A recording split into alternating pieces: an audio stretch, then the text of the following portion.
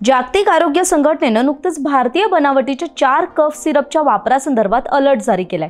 कारण या कफ सिरपमधील काही घटक मुलांसाठी घातकी असल्याचं WHO नं म्हटलंय।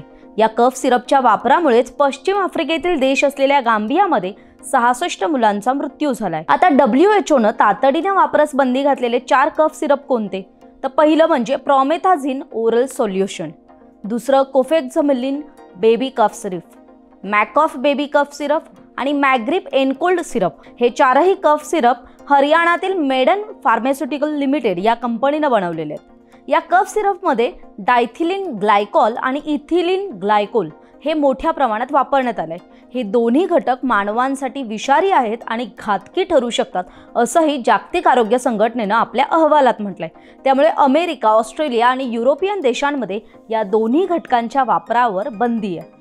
WHO या 4 कफ सिरप बद्दल अलर्ट देताना काय म्हटलंय तर हे 4ही कफ सिरप जागतिक आरोग्य संघटनेनं ठरवून दिलेले मापदंडाची पूर्तता करत नाहीत। ते असुरक्षित आहेत, मुलांना आता यामुळे फार धोका आहे असं थेट जागतिक आरोग्य संघटनेनं आपल्या अहवालात म्हटलंय। जीवाला धोकादायक ठरणारे कफ सिरप तुर्तास केवळ गांबियामध्ये आढळले।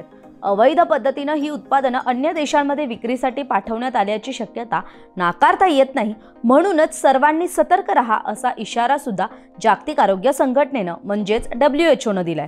तर जागतिक आरोग्य संघटनेच्या इशाऱ्यानंतर आपल्या केंद्रीय आरोग्य मंत्रालयानंही त्यावर स्पष्टीकरण दिलंय। जागतिक आरोग्य संघटनेने नमूद केलेले 4ही कफ सिरप हे भारतात विक्रीला नाहीत। हे कफ सिरप फक्त निर्यातीच्या हेतूनच बनवले जातात, त्याला भारतात विक्रीसाठी परवानगी सुद्धा नाही। आता तरी हे कफ सिरप फक्त गांबिया देशातच निर्यात केल्याचं निदर्शनात आलंय असं केंद्रीय आरोग्य मंत्रालयानं आपल्या स्पष्टीकरणात म्हटलंय।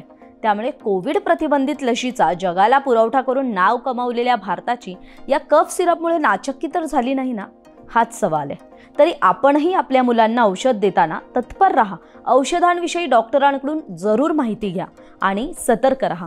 याच बातमीच्या आणखी सविस्तर डिटेल्स वाचण्यासाठी सकाळच्या वेबसाईटला नक्की भेट द्या।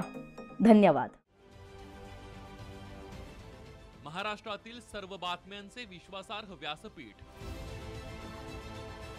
सकाळच्या सर्व सोशल मीडिया प्लॅटफॉर्मला लाईक, फॉलो आणि सबस्क्राईब करा। तसंच सर्व नोटिफिकेशनसाठी बेल आयकॉन प्रेस करायला विसरू नका।